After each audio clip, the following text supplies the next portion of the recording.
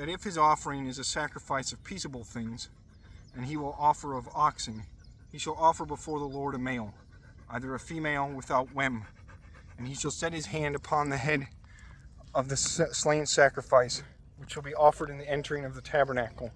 And the sons of Aaron, priest, shall pour the blood by compass of the altar. And they shall offer of the sacrifice of peaceable things into offering to the Lord, the fatness that covereth the entrails, and whatever thing of fatness is within.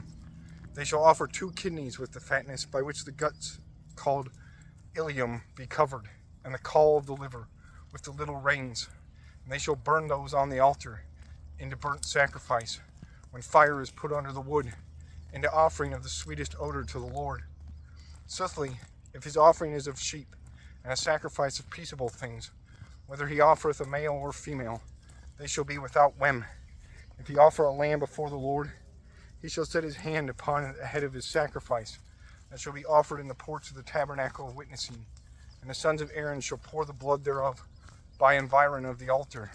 And they shall offer of the sacrifice of peaceable things a sacrifice to the Lord, the inner fatness, and the taul with the reins, and the fatness that covereth the womb, and all the entrails, and ever either little rein, with the fatness which is beside the guts called ilium, and the caul of the maw with the little reins.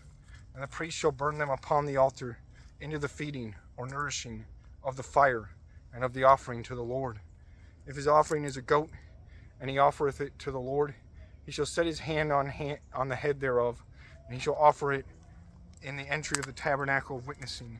And the sons of Aaron shall pour the blood thereof by compass of the altar, and they shall take thereof into the feeding or nourishing of the Lord's fire, the fatness that covereth the womb, and that covereth all the entrails, and the 2 little reins with the caul that is on those, beside the ilium, and the fatness of the maw, with the entrails that cleave to the little reins.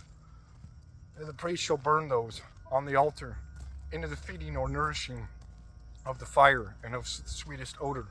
All the fatness shall be the Lord's, by everlasting right in generations, and in all your dwelling places. Neither in any manner you shall eat blood, neither fatness,